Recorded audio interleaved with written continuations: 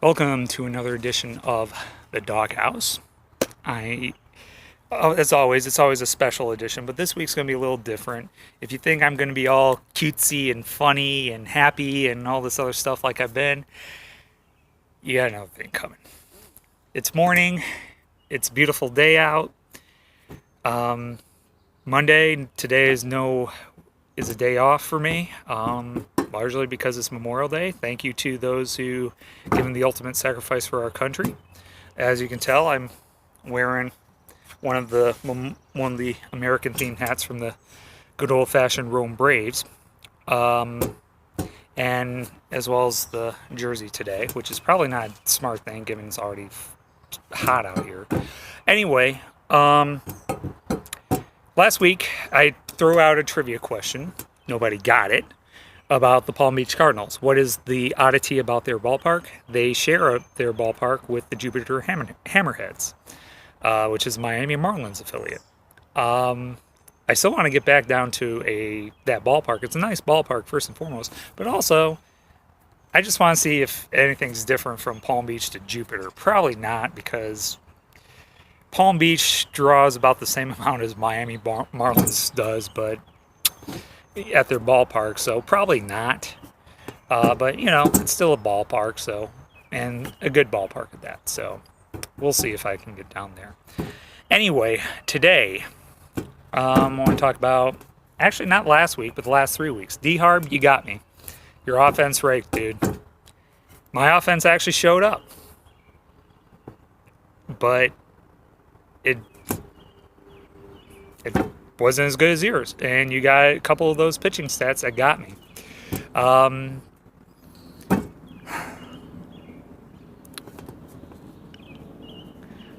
Three losses in a row.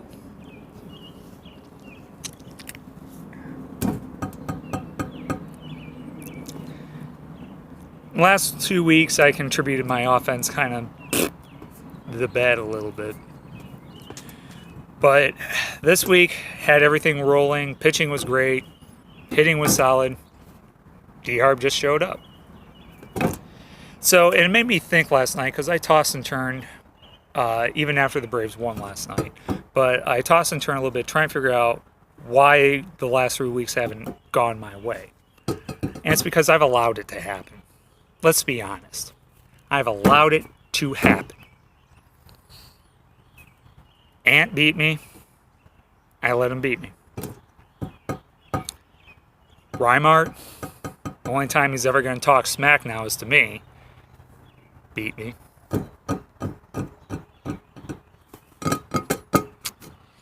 And now, D-Harb beat me.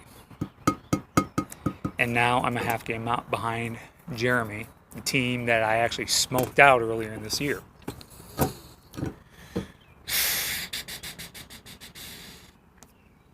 I've allowed it to happen. Can't blame any other Igmo in this league. Gotta blame me.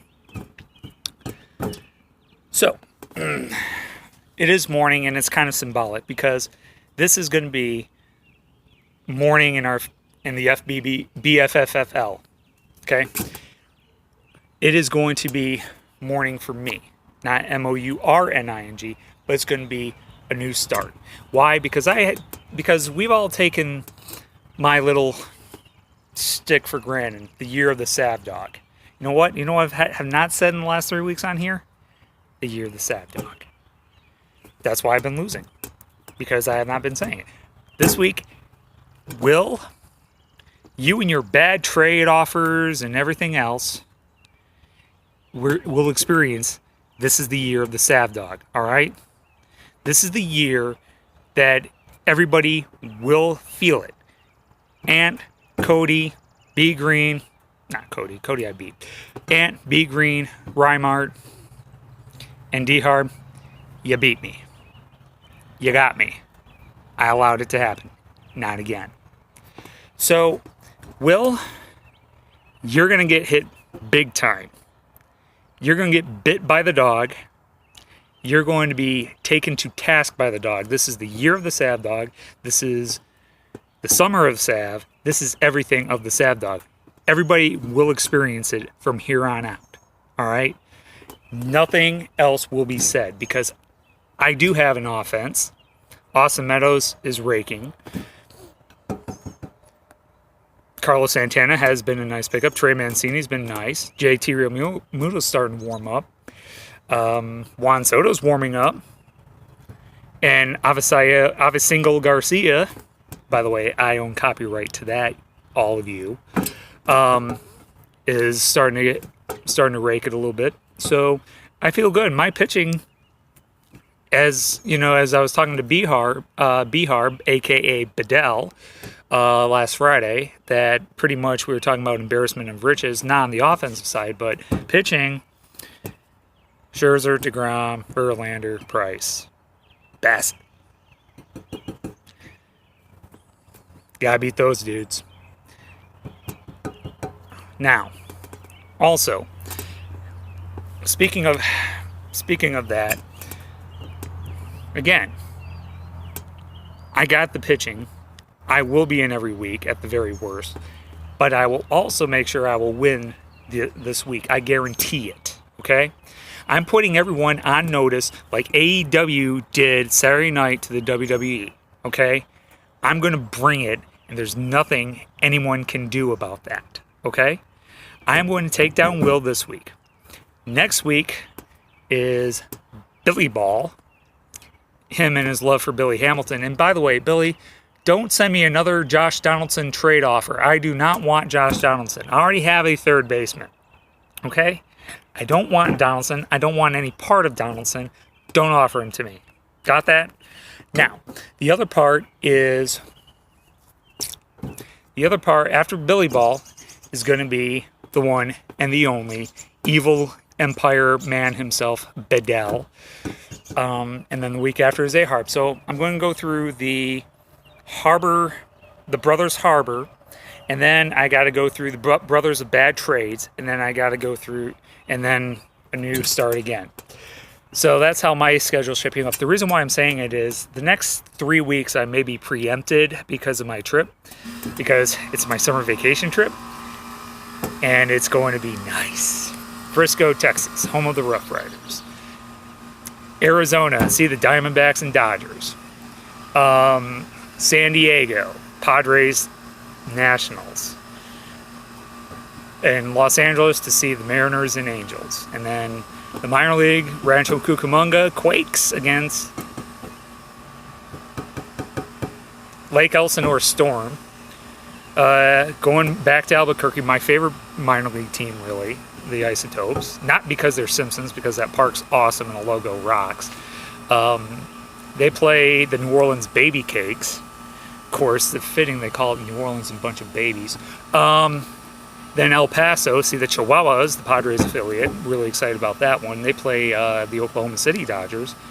And trying to get to the Round Rock Express to see them play I think it's the Tacoma Rainiers. I gotta look at the schedule again, but that is my summer in a nutshell, the summer of Sav, as Bedell would put it.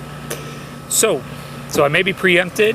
I'm pretty certain the game I'm going to see at El Paso, there may not be a DawgHouse, and that's the week of Bedell, which I'm a little bummed out about with that one, but I'm watching minor league ball. Speaking of minor league ball, it's a good time to do my top 5 this week. Top 5 minor league parks I've been to. Number 5 is going to be Durham Bulls Athletic Park. Durham, North Carolina, home of the Durham Bulls. Great ballpark. And Durham is like microbrew city, dude. Plenty of that on tap with Durham. Some great ones. They even have their own, they even brew their own ones at the ballpark, which is lovely. Lovely. Great food. Plenty on stuff. The ballpark itself is a gem, inside and outside. It feels like Oriole Park and Fenway Park just came together, though. Big wall in left field. Giant building, kind of looks like a warehouse in right field. Just a great place. Great seating. Definitely a ballpark you want to hit at some point in your life, even majors or minors. Number 4 is Louisville Slugger Field, home of the Louisville Bats, Cincinnati Reds affiliate. Great experience there. Park is beautiful through and through. Sightline's also great and magnificent. You know, you get, and there's a nice bar and grill there. I wish I got to go in it, but of course you had plenty of stuff related to the bats and such like that. Very clean, very nice. A great experience when we went 2 years ago. Reese Hoskins was talking it up with a few of the fans before the game, just chatting away. Made me have a lot of respect for that guy. And then before the first pitch was thrown, Jesse Winker ran to my children and gave them high fives, and I handshake Jesse Winker. Jesse Winker, great guy. Number 3 is going to be the Montgomery Biscuits. That's Riverwalk Stadium, Tampa Bay Rays affiliate. And Tampa has like the best minor league teams for the minor league ballparks.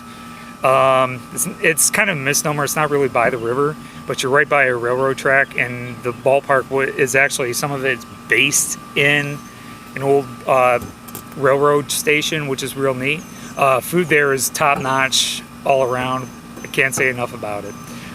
Definitely hit there. Of course, they serve biscuits, obviously, and their biscuits are pretty quality. Harb, you would even like that. You would even like them. They don't serve anything with meat with those biscuits, so you really love it. Well, the gravy part, but anyway. Number 2 goes to the Albuquerque Isotopes. Not because they're Simpsons, but the whole place is freaking unique, man. The outside looks like a chem lab with unique panels of different panels of colors and everything like that. And then when you get on the inside, it's more unique. The center field is curved in and it has a hill to it. So Taos Hill may be dead, but Albuquerque's hill is pretty tight. Lovely. Everything about it's just beautiful. Can't wait to go there in a couple weeks. I love that ballpark. And their food with green chiles almost on everything, to die for. It really is. I love Albuquerque. I can't wait. And number 1, believe it or not, is going to be I can't remember the ballpark. It's in Clear. I can't remember the new name for Philadelphia's spring training park, but it was Bright House Field. I can't remember what it's called now. Spectrum Field, I think it's called. Clearwater Threshers. It has a lot of Philadelphia feel to it, which is neat, including their dimensions are pretty Philadelphia-esque. Great place. You can get an authentic cheesesteak there, even for minor league games. Prices are great, and even though Florida State League ball is kind of different than the rest of minor leagues because nobody shows up for it, Clearwater is one of those places that they can pack it in if they wanted to. Great park, great view, feels definitely Florida there. Can't say enough about it. So that's pretty much it. If I see you next week, great. If not, well, you just long for me more. Sav Dog out.